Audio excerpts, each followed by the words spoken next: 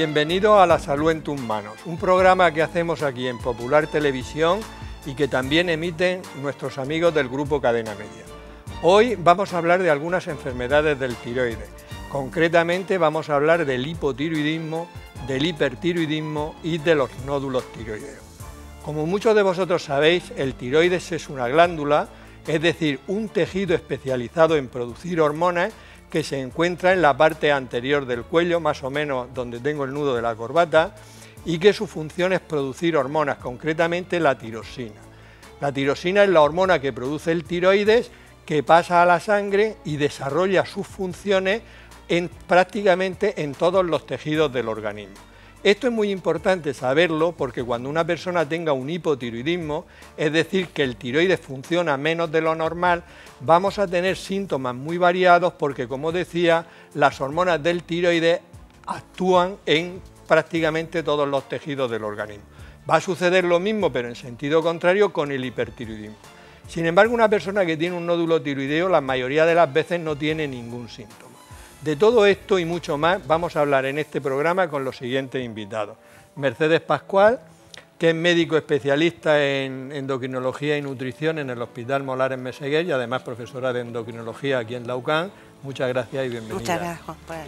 Amalia Martínez Blandete, que es médico especialista en medicina familiar y comunitaria, que ya ha venido a algunos otros programas y como lo hace tan bien, pues hemos decidido que viniera más veces. Muchas gracias por venir. A ti, muchas gracias.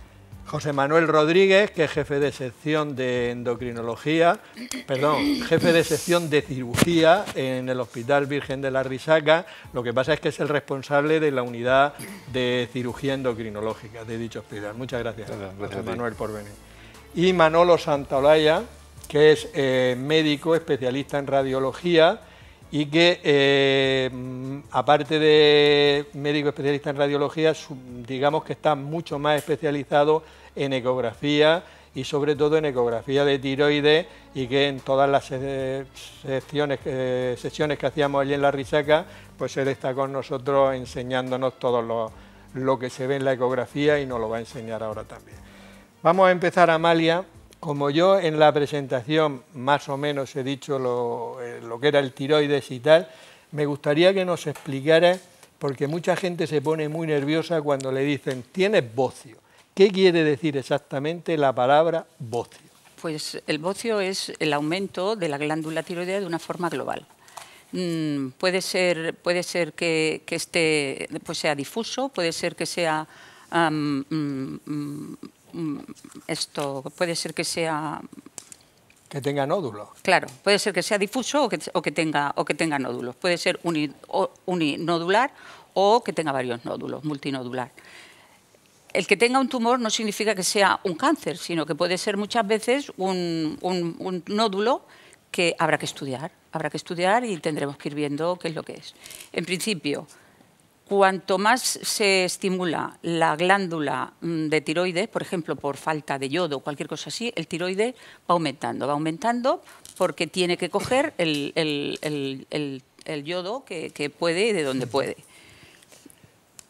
Es más frecuente en la mujer y que muchas veces va a aparecer, las causas del bocio van a ser producidas sobre todo por la falta de yodo, que es lo que estamos diciendo. O sea, que en resumen, realmente la palabra bocio lo que quiere decir aumento de tamaño del tiroides, que luego puede ser difuso, nodular o como sea. Tiroides grande, pero no dice nada más. No dice lo nada digo más. Por tranquilidad también para las personas, hasta que no se llegue más. Efectivamente. Y Mercedes, ¿qué funciones tiene el tiroides? Pues tiene funciones muy importantes. Como tú has dicho antes, produce principalmente una hormona, produce varios tipos de hormonas. Unas son las hormonas tiroideas, que es lo que la gente sí más conoce, y otra hormona que se llama calcitonina, que interviene en el metabolismo del calcio. Pero, en fin, ahora vamos a hablar más bien de la parte de hormonas tiroideas. Las hormonas tiroideas, como ha dicho Juan, actúan a nivel de todo el organismo, en todos los órganos del cuerpo, sobre todo pues sintetizando proteínas para favorecer el funcionamiento de esos órganos, el crecimiento de esos órganos, el crecimiento en general, la organogénesis, es decir, la formación de esos órganos, de manera... yo cuando me pregunta la gente, muchas veces me pregunta, ¿y qué es lo que hace la hormona de tiroides? Yo siempre digo, metabólico, energía. Pero bueno, eso es una forma así un poco para que me entiendan. Una función esa de las más importantes. Pero influye mucho en el crecimiento, por eso los niños que no tienen suficiente hormona tiroidea pueden no crecer bien, y también en el desarrollo del sistema nervioso, como luego comentaremos en los síntomas. Y José Manuel, tú eres cirujano y además llevas la parte de la cirugía endocrina en la Risaca. ¿Quién debe de operar un tiroides? La respuesta fácil es quien lo haga bien. Vale, eso Esa es la respuesta fácil. Si concretamos un poco más, digamos que a lo mejor, como legalmente o de formación, cualquier cirujano tiene formación general como para poder ver un tiroides. Y de hecho, el sistema MIR hace que tú te ejercites en un montón de patologías. Lo que pasa es que en la práctica, en la época de la especialización que tenemos ahora mismo, lo razonable es que haya gente, unidades que dediquen a hacer una cosa concreta. Llámese colon, llámese páncreas, llámese endocrino tiroides. Entonces, lo recomendable es que sea un grupo de gente o un cirujano que haga fundamentalmente esa patología de tiroides y que encima más lo haga bien. Es decir, que tendríamos que medir teóricamente si lo hacemos bien o no y qué complicaciones tenemos. Por eso hay unos criterios de calidad. Vamos a ver si me explico bien lo que quiero preguntarte. Por ejemplo, en tu unidad de cirugía endocrina, hay que seguir unos criterios de que, por ejemplo, por 100 enfermos, 100 pacientes operados, el número de complicaciones sea tal o sea cual, como existe a lo mejor una unidad de mama con una serie de criterios también. Bueno, los criterios como tal legalmente no existen. Digamos hay las unidades, digamos, los españoles cirujanos, por ejemplo, en este caso, unas recomendaciones que después se pueden seguir o no, nadie más cirujano menos por no seguirlas, pero cada gente que se dedica a eso debe tener su propio control de calidad.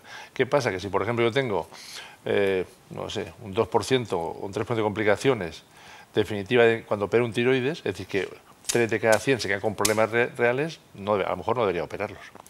Vale, o sea, es decir, que sí que existen, aunque sí, legalmente no existen. Exactamente, existen.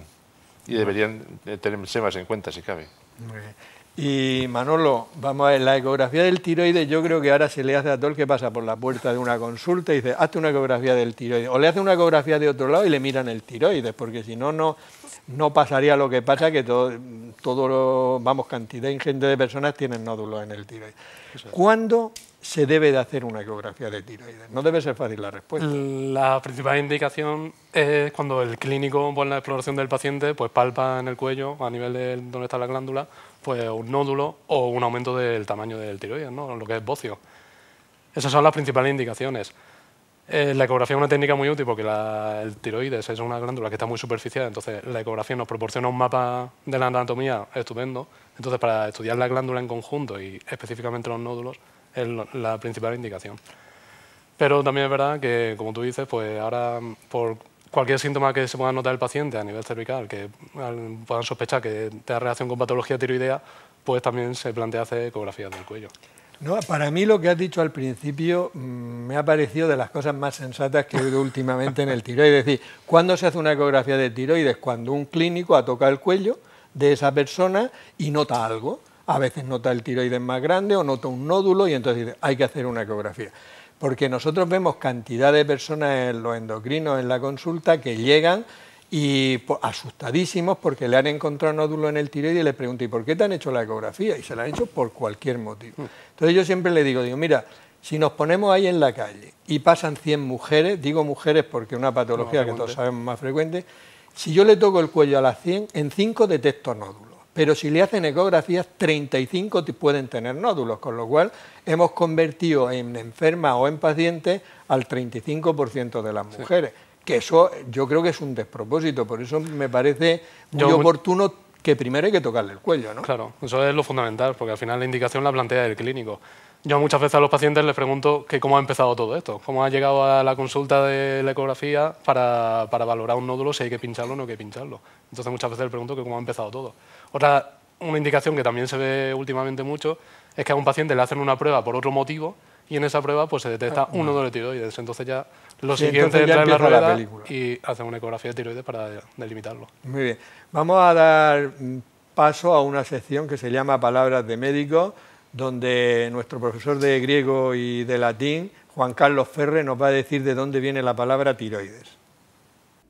Muy buenas. Vamos a hablar de la palabra tiroides, El tiroides es una glándula hormonal que está situada junto a la tráquea y lo que hace es que no es mi función explicar lo que hace. Yo lo que he venido es a traducir esa palabra, tiroides, que viene del griego, dos compuestos. Tireos, con lo que empieza, significa escudo y oide significa que tiene aspecto de, es decir, que tiene un aspecto como si fuera un escudo, un protector. Esta hemos dicho que es una hormona. Si genera menos cantidad de lo que debería de generar, pues hablamos de un hipotiroidismo, que está por debajo, porque el compuesto, el prefijo hipo, significa por debajo de, como en otros compuestos, hipotermia, la temperatura termia por debajo de lo normal, o hipoglucemia, por debajo del nivel de azúcar. Y si al contrario esta glándula genera más hormona de la que debiera, pues hablamos de un hipertiroidismo. Hiper significa por encima de, como por ejemplo en hiperespacio, más allá del espacio, o hipermercado, un mercado por encima de lo normal, muy grande. Palabras de médicos. Bueno, vamos a centrarnos en el hipotiroidismo, que es cuando... ¿Qué es exactamente el hipotiroidismo, Amalia? Y dinos si es muy frecuente. El hipotiroidismo es una enfermedad del tiroides, que es de lo que estamos hablando, que se caracteriza por tener una disminución de las hormonas tiroideas, que tienen que circular y hacer las funciones correspondientes en el organismo. ¿Es muy frecuente? Pues la verdad es que es muy frecuente sobre todo en la mujer, en una proporción a lo mejor de un 4%, o más que en el hombre, mucho más que en el hombre. Es una patología que lo que va a pasar cuando hay una disminución de estas hormonas en el organismo es que va a ralentizar el metabolismo. Se va a hacer más lento y todo esto va a tener una serie de consecuencias en el resto de cosas, sí, del organismo, y entonces vamos a tener que estar un poco atentos a la clínica que puede presentar. Pues vamos a ver, Mercedes, qué síntomas puede tener una persona que tenga hipotiroidismo. Bueno, los síntomas, primero decir que el hipotiroidismo normalmente es una enfermedad que se instaura muy despacio, incluso en años, con lo cual los síntomas muchas veces los pacientes no los perciben. Si las personas son mayores, pues piensan que es porque se están haciendo viejos, eso no sería raro. Yo recuerdo cuando hacía la residencia, que era cuando veíamos hipotiroideos, hace muchos años, y decían, somos como, me da la sensación de que soy un candil que se va apagando. Los síntomas son inespecíficos en general y se deben, como ha dicho Amalia, a la ralentización total. Entonces, pero bueno, en su conjunto, cuando aparecen muchos de ellos, pues podemos estar ante el diagnóstico de un hipotiroidismo. Y, por ejemplo, sería el paciente tiene más sueño, se duerme con más facilidad, tiene más frío, tolera menos el frío, puede coger algo de peso, pero el hipotiroidismo no es de lo que produce una obesidad importante, más por retención de líquidos, se puede coger peso. El paciente también piensa más despacio, la memoria se le va, tiene es que son tantos síntomas. Es todo enlentecido, ¿no? Si todo enlentecido, el corazón le va más lento, puede aparecer hipertensión, la piel se le pone muy áspera. Lo que más comentan ellos es que la piel se les pone áspera, se les pone seca, blanca, un poco también amarillenta a veces y sobre todo también comentan mucho que están estreñidos. Son todos los síntomas en conjunto y mucho cansancio. Sí, sí, realmente es que son síntomas. Afecta a todo, puede tener como hemos síntomas dicho digestivos, cardíacos, neurológicos, de todos los sistemas del organismo. Como hemos dicho antes, que las hormonas tiroideas tienen funciones en todos los tejidos del organismo, pues todo se va abajo. Pero vamos, comentar que lo que más acusan los pacientes, lo que más comentan son pues que tienen la memoria más, se les va más la memoria, tienen más sueño, tienen más frío, que si ganan algo de peso y que se sienten hinchados también y estreñidos. Y has comentado que ahora es raro diagnosticar a un paciente con todos esos síntomas porque como se hacen hormonas tiroideas... Claro, ahora los pillamos en fase de hipotiroidismo subclínico, que apenas tiene síntomas si es que tiene alguno. Ahora lo tratan. José Manuel, el hipotiroidismo no se opera, por tanto, si te parece, paso pregunta o no. Yo quiero decir una cosa, para aprovechar. Estoy tan de acuerdo que no se opera, que hay veces que nos mandan los pacientes a los cirujanos, por ejemplo, que tiene un bocio a lo mejor no muy grande, que a lo mejor no tiene indicación, o como ya está hipotiroideo, se lo quitas. O, por ejemplo, un paciente que a lo mejor quítale todo el tiroides, no lo dicen endocrinos, generalmente no lo dicen gente que tiene menos criterio. Quítale todo el tiroides porque aunque tenga un nódulo a un lado, ya toma tirosina. Entonces, eso no es así.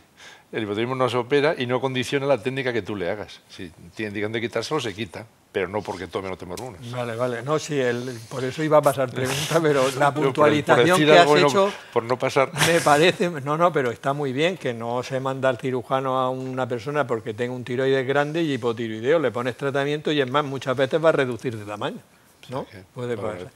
Y ahora, Manolo, ¿en qué si una persona tiene un hipotiroidismo, está indicado hacer una ecografía? Pues esto también va a ser una respuesta corta. En principio no tiene una indicación.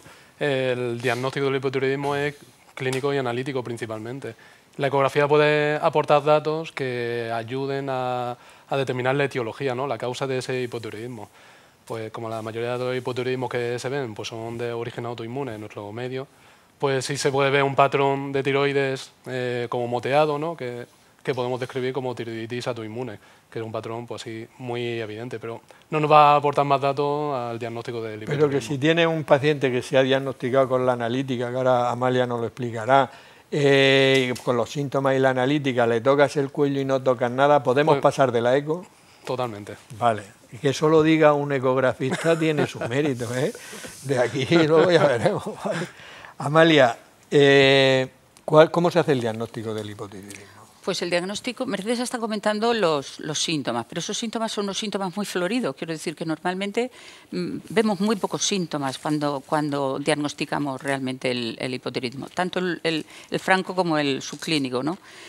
En realidad, el hipotiroidismo es casi un diagnóstico de laboratorio. Ver las hormonas, ver la T4 y la TSH, la tirosina, y ver que están bajas y la hormona de la hipófisis, la TSH, que esté alta.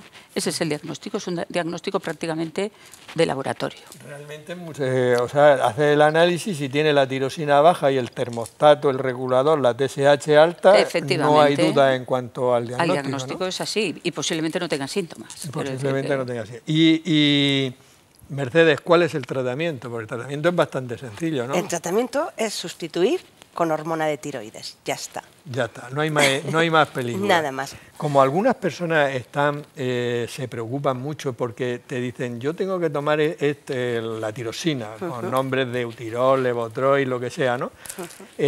Muchas veces les preocupa a ellos mucho tener que tomar eso una medicina toda la vida. Yo le digo que es como el que lleva gafas, se levanta y se las pone. Ya. Esto es ponerse la pila. Por la mañana te levantas, te pones la pila y a correr. Yo, tiene como problema. algunos están preocupados, igual que tú dices, yo también les digo a veces, digo, mira, si a mí me dan a elegir una enfermedad, también. pido ninguna por si cuela. Digo, hombre, uno tiene que intentarlo, ¿no? Pero si no cuela, yo pido un hipotiroidismo. Claro. ¿Por qué? Porque me tomo mi tirosina y es como si no tuviera nada de nada. Efectivamente. Y otra cosa que les digo es que la tirosina en el fondo no es una medicina.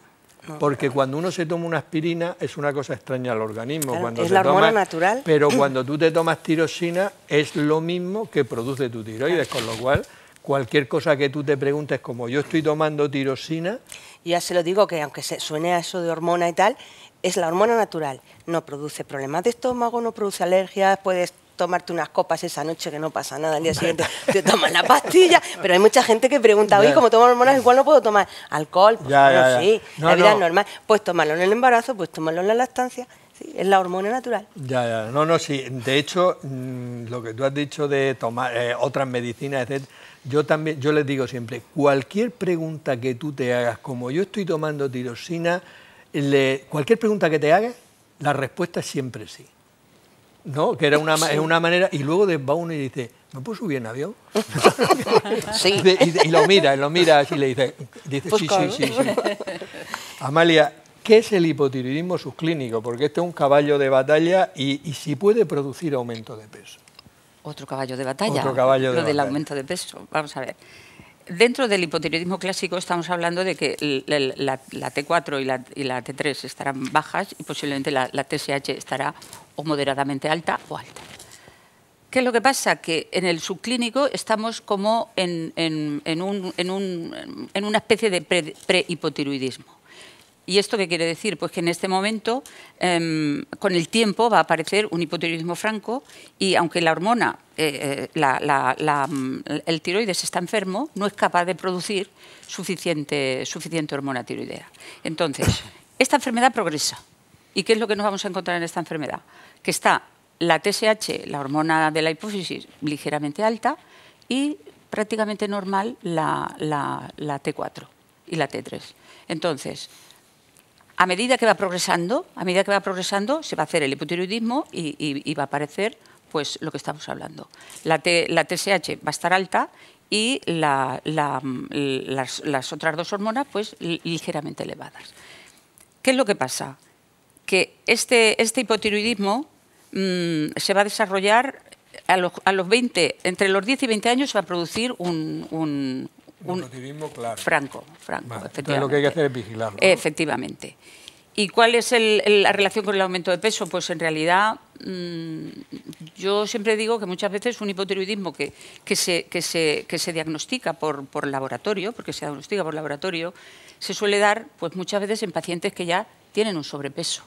Tienen un sobrepeso y no es que tengan el tiroides les esté aumentando el peso, sino que tiene un aumento de peso. Y lo más que puede pasar, pues que a lo mejor esté un poco más dificultoso el perder algo de peso, quizá, pero tampoco es seguro. Sí, ahí es donde nos movemos. Ahí es donde nos movemos, quiero decir, en que no produce efectivamente aumento de peso porque no puede tener clínica de tiroides franco, como eso se llama subclínico, que es que no da clínica. No da clínica, efectivamente. Es un diagnóstico de laboratorio. Es un diagnóstico de laboratorio. La tirosina normal y la TSH un poquito alta. Exactamente, vale. Exactamente. La misma pregunta, Manolo. Pues continuamos con la anterior. El diagnóstico es analítico, entonces realmente no tiene una indicación en la ecografía que nos vaya a ayudar en el hipotiroidismo subclínico. Pues previamente que, lógicamente, claro, aparte de que el endocrino o su médico de atención primaria que le toque el cuello y si no detecta ningún problema no habría por qué. No habría indicación para hacer la ecografía. Nos gusta salir a la calle y preguntar a las personas qué dudas tienen sobre el tiroides. Vamos a ver qué dudas nos han preguntado. ¿Qué síntomas son los que se tiene al tener tiroides? ¿Qué es lo que puedo hacer para hacer el problema de tiroides, para evitarlo? Bueno, a lo largo del programa varias de estas preguntas, las que nos ha hecho, las iremos respondiendo. Mercedes, ¿cuándo se trata el hipotiroidismo subclínico si es que lo tratamos?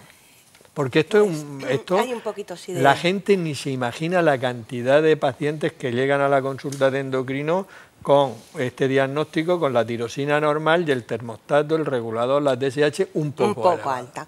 Pues en primer lugar, bueno, tendremos que confirmarlo, porque si decidimos tratar sería para siempre. Confirmamos que hay hipotiroidismo subclínico. ¿Y cuándo se pone tratamiento? En general, bueno, hay un consenso que empieza a tratarse cuando la TSH, el termostato, pasa de 10. Si no pasa de 10, solamente ponemos tratamiento de forma así un poco estandarizada en mujeres que quieren quedarse embarazadas. En ese caso sí. Antes se ponía a todos los niños y adolescentes por los problemas que pudiera haber en el crecimiento, por las hormonas tiroideas, pero ahora nada más que en el caso de que veamos algún problema con el crecimiento. Y si hay síntomas. Hay veces que hay personas que cuentan, pues estoy cansado, pues estoy cansado, pues estoy cansado, voilà, pues venga, toma. Hoy, por ejemplo, tiene una paciente en la consulta que estaba diagnosticada de un síndrome de fatiga crónica, tenía un hipotiroidismo subclínico leve y se le puso tratamiento. 3 meses se normalizó las hormonas, seguía con cansancio, bueno, pues se retira. O sea, hasta 10 no se pone tratamiento. Y en personas muy mayores, incluso un poco más. Más alto, sí, porque se ha visto que en las personas muy mayores si les pone el tratamiento no es nada bueno. Incluso puede ser peor que no ponérselo. Es mejor vigilarlos. Sí, señor. Amalia, a todas las mujeres embarazadas se les debe de hacer una hormona tiroidea. Esta pregunta yo sé que no todo el mundo está de acuerdo, ¿eh? O sea, puede decir... Sí, puede tener sí, efectivamente, puede tener su controversia, pero lo cierto es verdad que en primaria tenemos un programa, que es el PIAN, el Programa Integral de Atención a la Mujer, que antes de la 10ª semana le hacemos a todas un screening. Se le pide la TSH, la T4 y ahí sí que ponemos tratamiento. Quiero decir, yo creo, tú verás, pero tenemos tenemos un control de la TSH que cuando es superior a 3,9, a 4. Sí. Ponemos tratamiento más que nada pensando en el feto, para evitar efectivamente a lo mejor el hipotiroidismo o evitar... O sea que en España, por el programa ese del PIAN, a todas las mujeres embarazadas se les determinan las hormonas tiroides. A todas, en el primer trimestre. Muy bien. Y entonces hay una cosa, Mercedes, porque esto a los endocrinos nos han llegado a la consulta, además hubo unos años que realmente constituía un problema, porque un problema era que estábamos nosotros pasando consulta y llegaban 4 mujeres embarazadas remitidas porque tenían la TSH, el termostato, la tirosina normal, pero el termostato un poquito alto, ¿no? Pero un poquito, no, cifras incluso normales, a lo mejor tenían 3,5 de TSH. Y como habían puesto que en el primer trimestre era de 2,5, había que ponerles tratamiento. Y sobre todo venían con una ansiedad, porque claro, muy preocupada. Eso creó mucho más problemas. Los que pusieron esas cifras, desde luego, se columpiaron, ¿no? Esto es la realidad y teníamos muchos problemas para explicarles qué tal y a veces no poníamos los tratamientos porque creíamos que no eran. Por eso, deja claro, Mercedes, o déjanos claro, ¿cuáles serían los niveles de TSH, que es la hormona que regula el tiroides, en el primero y segundo y tercer trimestre del embarazo? Para que las mujeres que estén embarazadas y le hagan la TSH y le salga 3, no salgan corriendo. Vale. Bueno, según el programa este que estamos hablando, las mujeres tienen que tener una TSH, antes de embarazarse, tendrían que tener una TSH por debajo de 2,5, en el primer trimestre de embarazo menor de 2,5, segundo y tercer trimestre menor de 3. Hay un poquito más.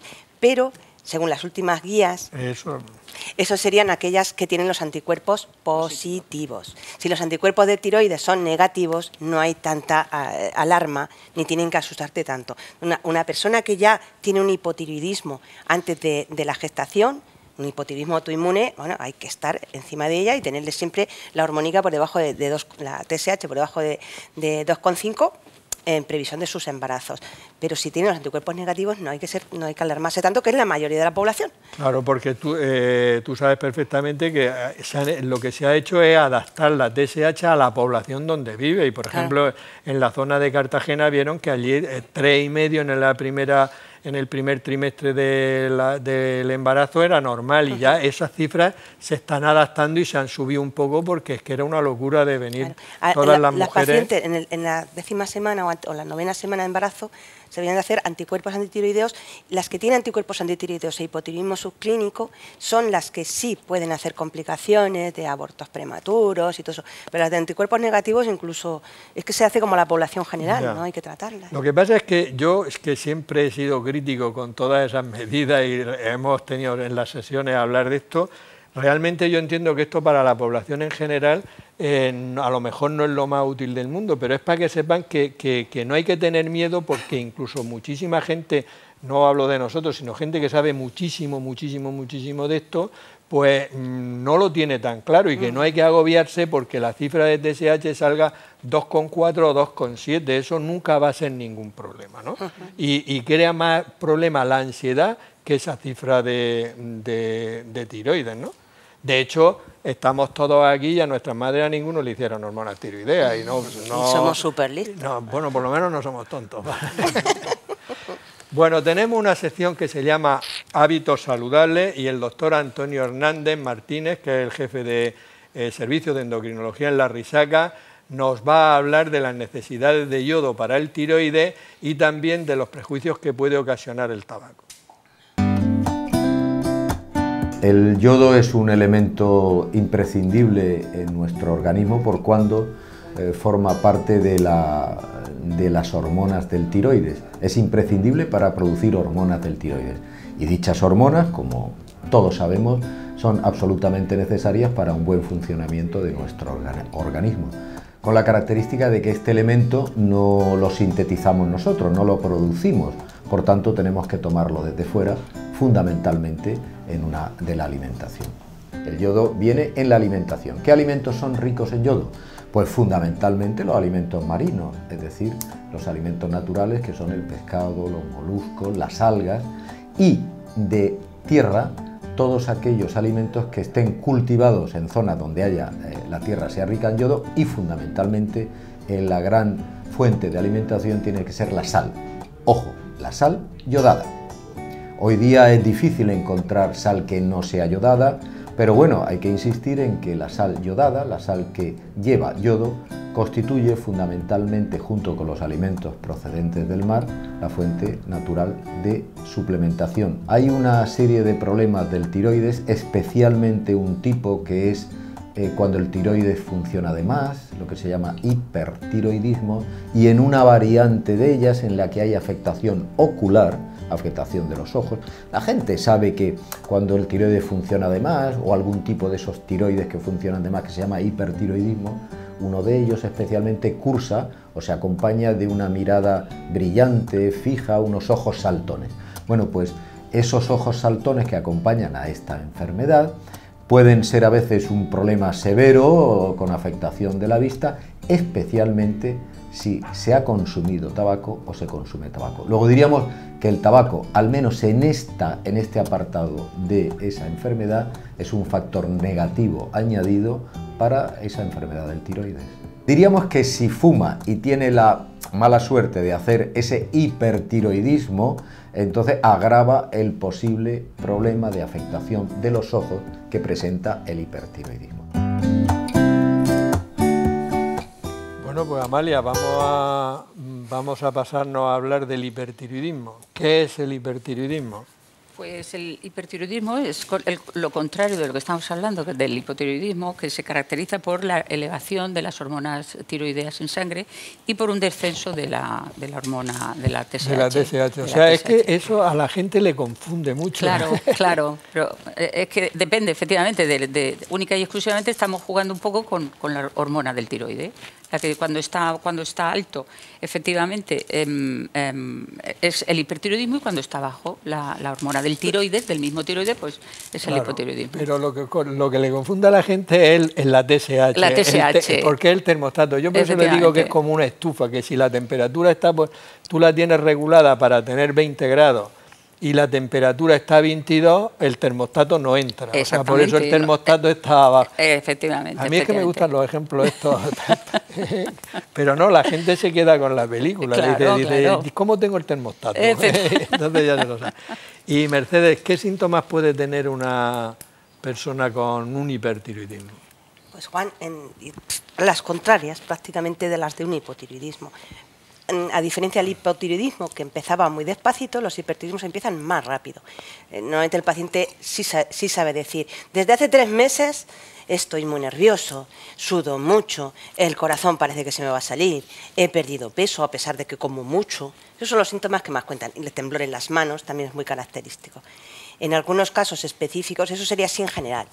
Luego hay tipos, como ha dicho el doctor Hernández, de hipertiroidismos. Por ejemplo, los hipertiroidismos por enfermedad de Graves, aparecen los ojos muy saltones, aparece un bocio importante. Los hipertiroidismos que se deben a un nódulo de tiroides que funciona de más, pues tiene otros síntomas, pero no tiene lo de los ojos. Pero bueno, en general es lo que he comentado antes, es como si se hubiesen acelerado muchísimo. Pues si tuvieras un cuadro de ansiedad a lo bruto y perdiendo peso. Sí, de hecho muchas veces, acuérdate que hace muchos años, porque ahora aquí hablamos de las hormonas tiroideas como si fueran primas nuestras o hermanas, porque las determinamos continuamente y tal. Pero hace 30 años o 35 años no se hacían las hormonas tiroideas. Y entonces era muy difícil distinguir lo que tú has dicho, una persona ansiosa, con temblor, con palpitaciones, con nerviosismo, con ansiedad, de un hipertiroidismo. Es que no podíamos medir las hormonas. Pierden peso. Pero estos pierden peso. Que hay que aclarar muy bien. El hipotiroidismo, incluso el hipotiroidismo evolucionado, desde luego subclínico no produce una importante ganancia de peso, pero el hipertiroidismo sí produce. A lo mejor puedes perder 10 kilos perfectamente en 3 meses. No, que lo pierden, es que se acelera todo. Ese sí, está uno aceleradísimo totalmente. Muy bien. En estos casos, José Manuel, sí que hay veces en que el hipertiroidismo sí que hay que operarlo. ¿En qué casos habría que operar el hipertiroidismo? Lo que está claro es que el tratamiento inicial es médico. Efectivamente, menos mal. Si no, sería un error. Sería un error. Que se paga. Vale. Entonces, con respecto a eso, también hay veces que el tratamiento médico no controla a los pacientes. Cuando lo controla la TSH y los síntomas, entonces es una indicación más o menos rápida de otro tipo de tratamiento, generalmente quirúrgico. Hay veces que el tratamiento médico también produce complicaciones, por ejemplo, granulocitosis. Entonces, cuando produce complicaciones, también se da indicación de plantear como opción quizá el tratamiento quirúrgico. Y otro tratamiento quirúrgico, cuando resulta que después de un tiempo de tratamiento médico se suspende la medicación y sobre el tiempo, me no tira el tiempo exacto que debe ser, que no entraré ahí por no decirlo mal. Y entonces en ese caso, si tú cuando acabas el tratamiento médico lo suspendes y vuelve a aparecer el hipertiroidismo, se plantea otra opción de tratamiento. Ahí tendríamos dos opciones, generalmente. Una opción sería dar yodo y hacer cirugía. Entonces, digamos, sobre eso hay mucha discusión además. Si tenemos un tiroides que es pequeño, en ese caso probablemente el yodo sea la mejor opción. Si necesitamos algo muy rápido, la cirugía es más rápida, mejor. Si el paciente tiene, decíamos antes también, exoftalmos, es decir, que el ojo, digamos, tiene afectación ocular en relación con el hipertiroidismo, generalmente se dice, aunque también puede haber discusión, que la cirugía es mejor que el yodo, en general. Y también en general, si el paciente tiene un bocio muy grande, la cirugía suele ser más adecuada. En todo caso, y pacientes también que quieran estar embarazados o que tengan pensamiento de las embarazadas en un tiempo prudencial, la indicación de cirugía iría en contra del yodo. Es decir, que sea tratamiento médico, cirugía para lo que no se controlan bien, o recidivan, y ahí tenemos la opción del yodo o cirugía, y en todo caso yo creo que esto depende del paciente, fundamental, la elección del paciente fundamental, y del equipo médico, que no debe ser solamente el cirujano, sino el cirujano que haga un tándem, y eso de la información adecuada y el paciente elija. Sí, eso que acabas de decir, nosotros, no sé si funciona en todos los hospitales, yo voy a defender el que ha sido el mío durante 42 años, nosotros en la Risaca, bueno, Manolo, tú, yo, que estamos allí, realmente cada 15 días teníamos una sección donde estabais vosotros, los cirujanos, los endocrinos, los que hacen ecografía, anatomía patológica, medicina nuclear, y yo cuando veía a un paciente le decía, digo, es que yo voy a presentarte para que te operen, pero yo no lo decido únicamente, lo decidimos lo que tú has dicho, discutimos tu caso. Yo creo que esto le debe de dar bastante tranquilidad a los pacientes, que no es que el médico esa mañana se levanta y dice, pues no voy a mandar a operar, no. Ahí se presenta el caso clínico y se decide. Yo creo que esto es una cosa muy importante y que está haciendo que mejore mucho los tratamientos que se ponen, porque están consensuados. María, aunque habitualmente lo básico y normal está clarísimo, hay muchísimas situaciones médicas que no están claras y que el matiz es importante a la hora de la discusión. Pero es que, lo hacemos mejor. Como tú dices, lo que está claro, pero hay muchísimas veces que si se quiere quedar embarazada, que si bata, en fin, todas esas circunstancias que hacen que la discusión entre todos los que participan sea muy importante.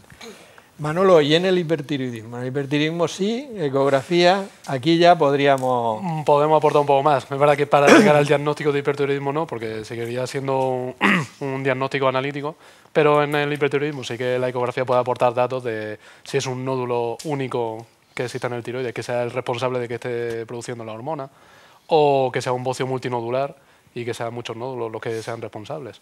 En este caso, pues sí que podemos aportar un poco más, sobre todo de cara al tratamiento, a plantear los tratamientos.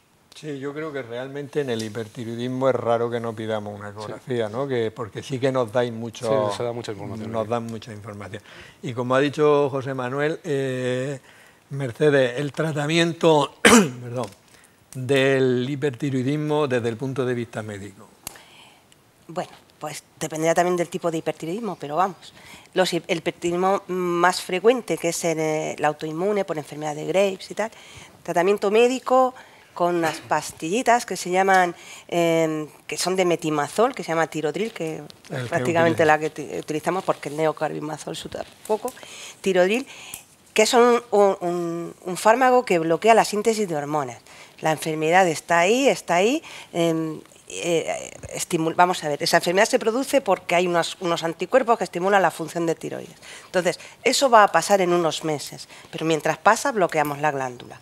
Por eso, como va a brotes, va y viene, si lo tratamos durante un tiempo prudencial, que viene a ser entre un año, año y medio, después de ese tiempo suspendemos la medicación. Si la enfermedad ya no vuelve más, pues estupendo. Si la enfermedad vuelve es cuando ya planteamos o la cirugía o el yodo, en función de cómo se decida entre todos. Los hipertiroidismos por nódulos, lógicamente, no van a ser para tratamiento médico nada más que hasta que se controle, y va a ser o cirugía o va a ser yodo. Y luego los hipertiroidismos que hay de por tiroiditis, que son muy cortitos, duran poquito, no se tratan tampoco con todo esto. Como mucho se le dan unas sustancias que se llaman beta bloqueantes para controlar los síntomas durante las 2, 3, 4 semanas que pueden durar. O sea que el autoinmune este que vemos que puede afectar a los ojos, la duración del tratamiento es mínimo un año, ¿no? Mínimo un año. Y mucha si es más gente tiende resistente, a año y medio. hasta año y medio. Y ya si recidiva, Claro. entonces ya se le da otra... Si en año y medio no se ha curado o vuelve después de dejar el tratamiento... Sí, otra cosa que Decidimos nosotros otra le cosa. decimos, porque lo ha comentado José Manuel, y que nosotros como endocrinos lo hacemos mucho, es que cuando al paciente le mandamos el tirodril y tal, siempre por lo que José Manuel ha comentado de la granulocitosis, es decir, que puede bajarle el número de leucocitos, cosa que es decir que es muy rara, porque en la risaca en 40 años hemos visto 4 o 5 casos, no recuerdo yo más. Tuyo en 40 años, quiero decir, pero nosotros le damos una nota a los pacientes. Tantos no. Yo tantos no. No digo entre todos, entre todos, entre todos. Que es una cosa muy poco frecuente, pero nosotros le damos una nota al paciente diciendo que en caso de fiebre y dolor de garganta hacer un hemograma urgente para ver los leucocitos. Sí, eso siempre lo apuntamos en el tratamiento. O al principio también a veces producen con cierta frecuencia reacción alérgica. Sí, pero eso ya entró como cualquier otro. Aunque el otro día me llegó una alerta sanitaria que también debe ser, nosotros no hemos visto nunca ninguno, por lo menos, y además una alerta sanitaria porque podían producir en casos extremos cuadros de pancreatitis.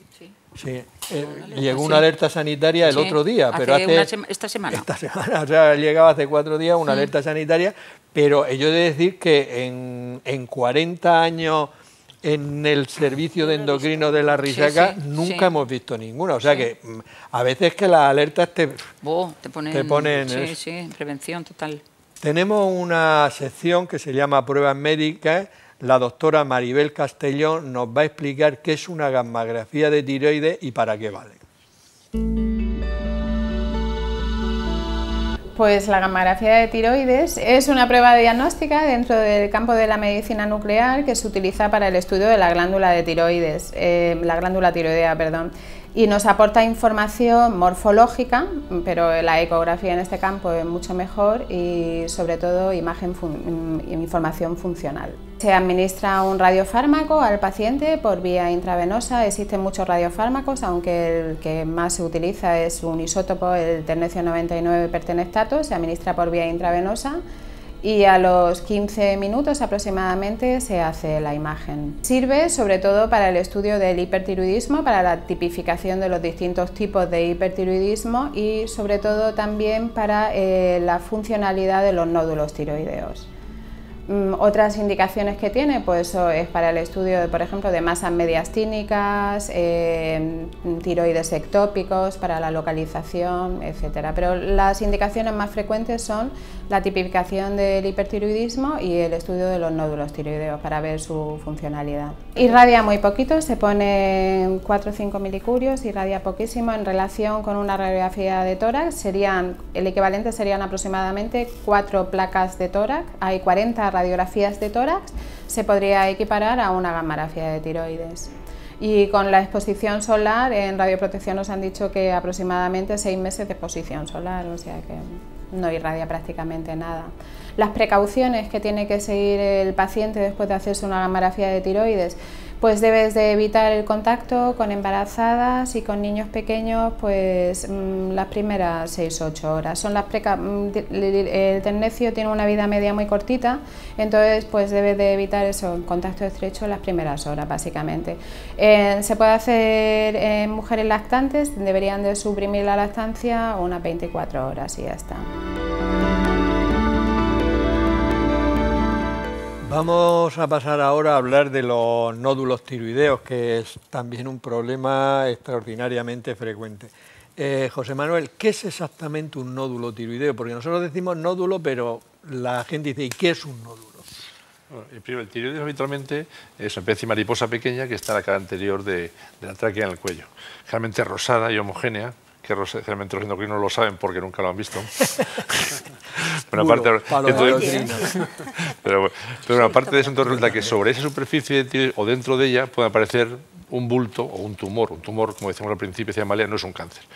Entonces, digamos, en el contexto de esa glándula, digamos, normal y homogénea. Eso es un nódulo tiroideo. Lo que pasa es que el problema es, hasta hace muy poco tiempo, el nódulo tiroideo era algo que clínicamente se tocaba. Un clínico, un médico, tocaba algo en el cuello que corresponde al tiroides y eso era un nódulo tiroideo. Pero también la ecografía, por ejemplo, nos ha revolucionado el tema del nódulo tiroideo. Diagnosticamos muchísimo nódulo tiroideo, aproximadamente el 30-40% de la población normal puede tener un nódulo. Y de hecho, por ejemplo, de autopsias nórdicas resulta que encuentran que gente fallecida por otra causa, por encima de 60 años, hasta el 30-40% de casos pueden tener un nódulo que es un cáncer papilar de tiroides, pequeño, y se ha muerto de otra causa. Es decir, que eso realmente sabemos lo que es, pero depende qué criterio pongamos para decir qué es, el porcentaje varía y es muy amplio. Esto nos plantea problemas diagnósticos y qué hacer con ellos.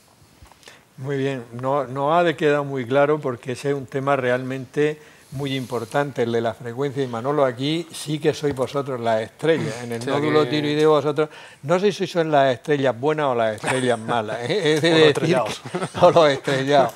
No, lo digo así porque la gente, lo que comentábamos antes, de 100 mujeres que se hagan una ecografía de tiroides, como ha dicho José Manuel, entre 30 y 40, 35 tienen nódulos en el tiroides. Entonces ya no un problemón tenemos encima.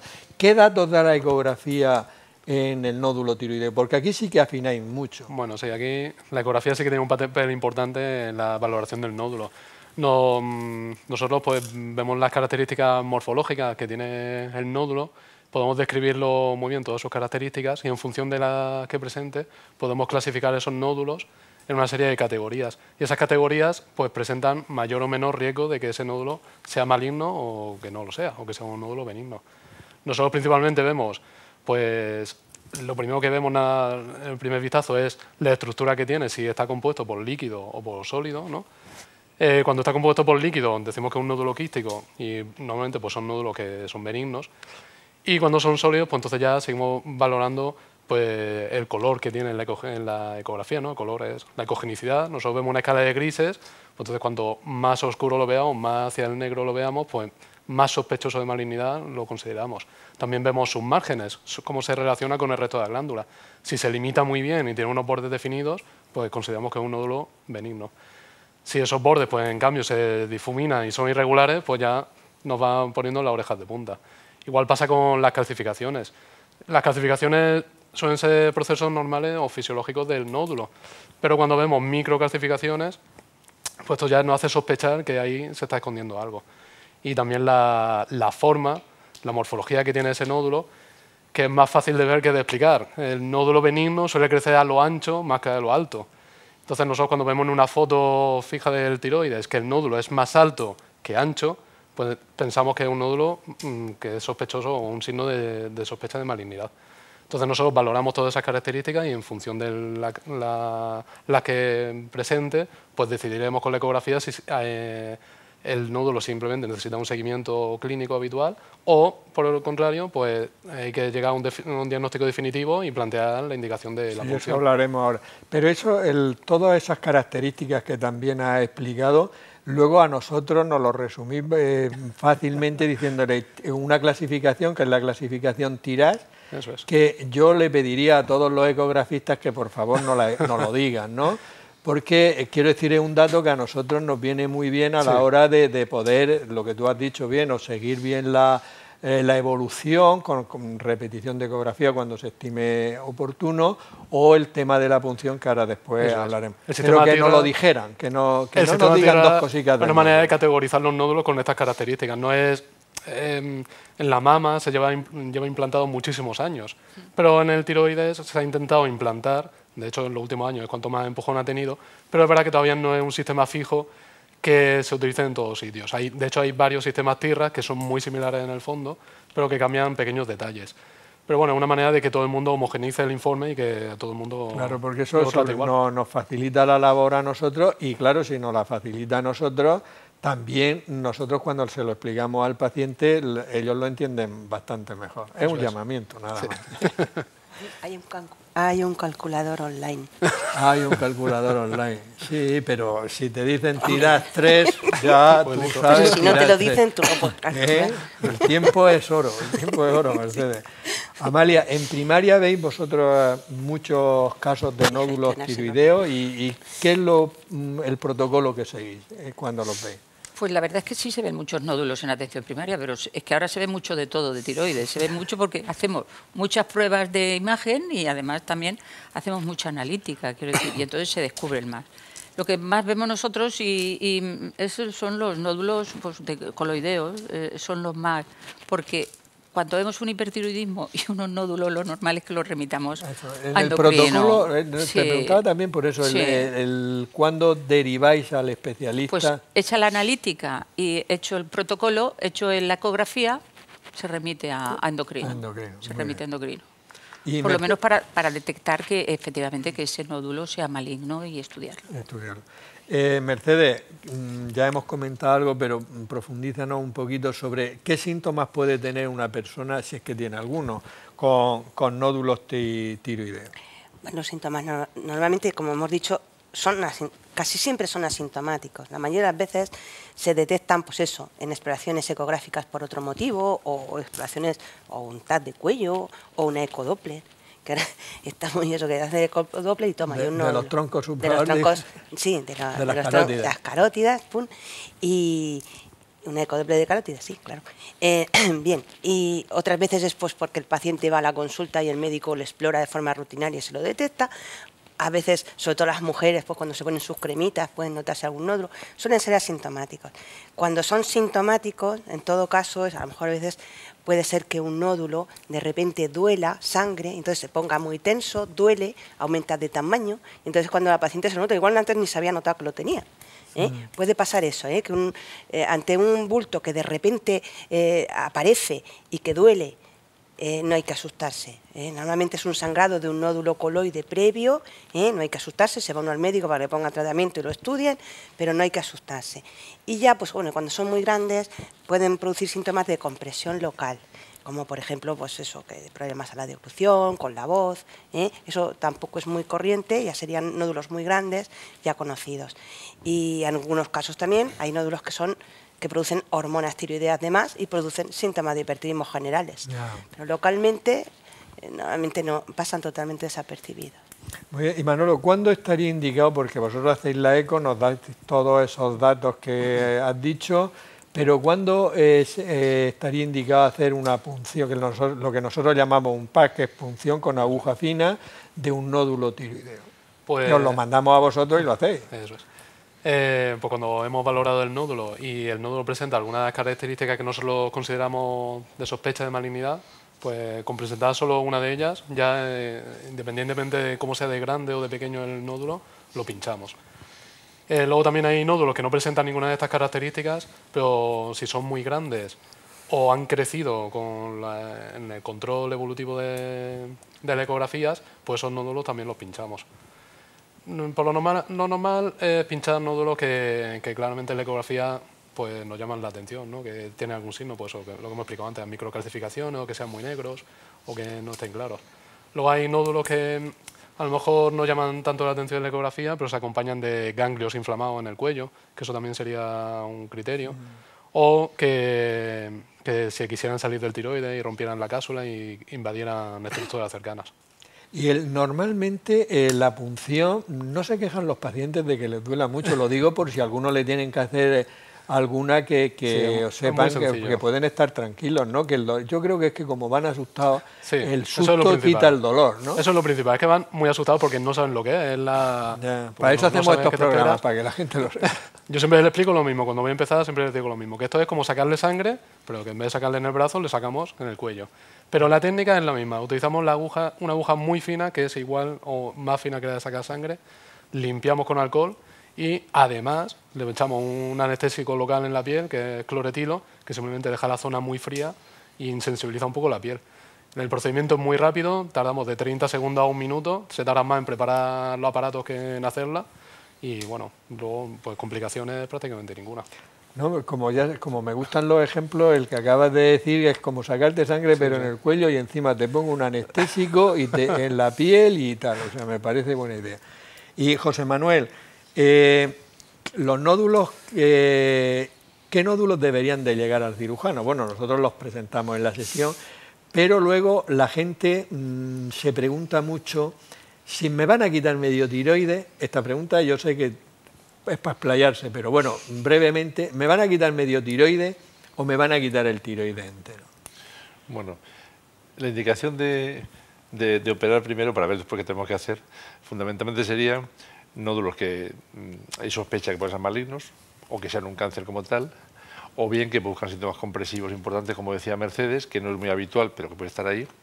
Y la otra opción a discutir sería si el paciente o el tamaño del nódulo, eso indica que tú lo operes o no. Si a la hora de operar pensamos que lo que vamos a operar es benigno y el nódulo es único, que es otra cuestión, porque estamos hablando todo el tiempo de que el nódulo es único, ¿vale?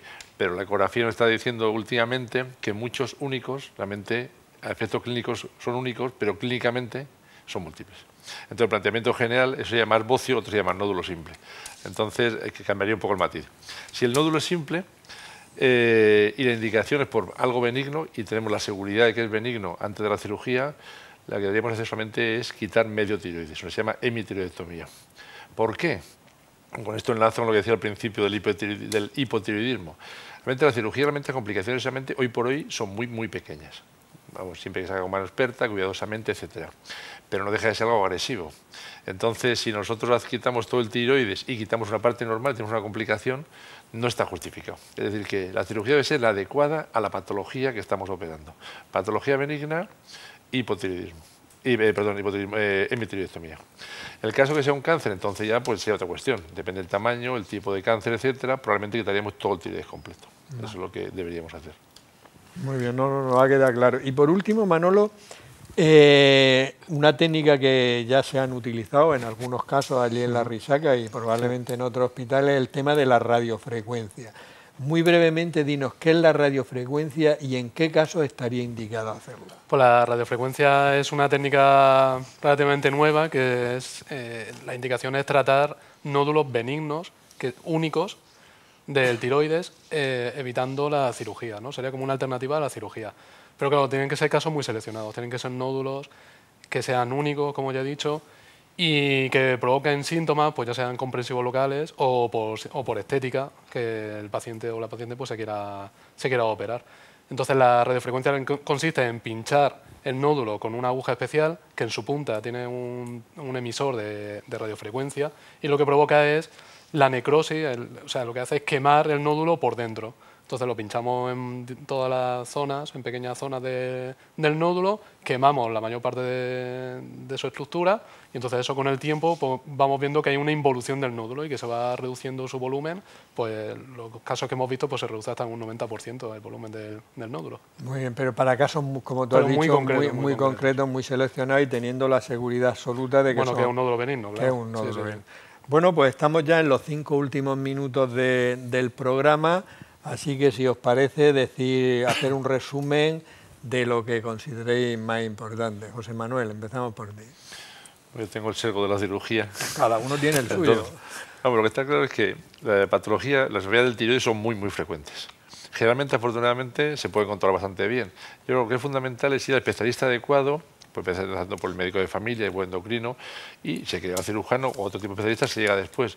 Pero en todo caso hay que seguir los pasos adecuados y no ni automedicarse ni decir pincharse sin hacer una ecografía previa. Es decir, que hoy por hoy el tema está bastante arreglado. Y yo lo que creo en el aspecto de cirugía, que es la parte a lo mejor que yo toco más, que las indicaciones de la cirugía realmente están claras y hay que cumplirlas. Entonces no hay que hacer ni más ni menos. No hay que operar todos los pacientes, ¿por qué no? Ni operar menos tampoco. Y hacer el tipo de cirugía, como decía antes, que es adecuada para cada uno. Y generalmente de consenso con el resto de especialistas. Yo creo que es fundamental, por ejemplo, radiofrecuencia. Hay pacientes que realmente se puede hacer radiofrecuencia y van fenomenal, la experiencia nuestra es muy buena. Pero hemos hecho no muchas porque la indicación ha pasado por un comité. Entonces, digamos, lo discutimos, este paciente quiere, perfecto, no hay ningún problema. Y ese paciente va bien, pero el que lo metemos de clavo, ese no va bien. O sea, yo creo que la relación de todos es fundamental. Manolo, tu minuto de gloria. Pues la ecografía, pues que es una técnica muy útil para ver el tiroides y que nos permite un diagnóstico precoz pues de nódulos que son malignos. pero que también hay que tener en cuenta que la inmensa mayoría de nódulos pues siempre son benignos, bueno, que son benignos. Entonces que tampoco, por tener nódulos, pues tampoco hay que estar preocupado, que llevando unos controles adecuados, pues no hay que estar asustado. Sí, me parece la verdad muy bien ese mensaje de tranquilidad que has dicho, que es un mensaje de tranquilidad, pero que además es real. Sí, es como la vida misma, esa es la realidad. Pero la gente que tiene nódulos en el tiroides realmente es que se suele preocupar mucho. Sí. Amalia.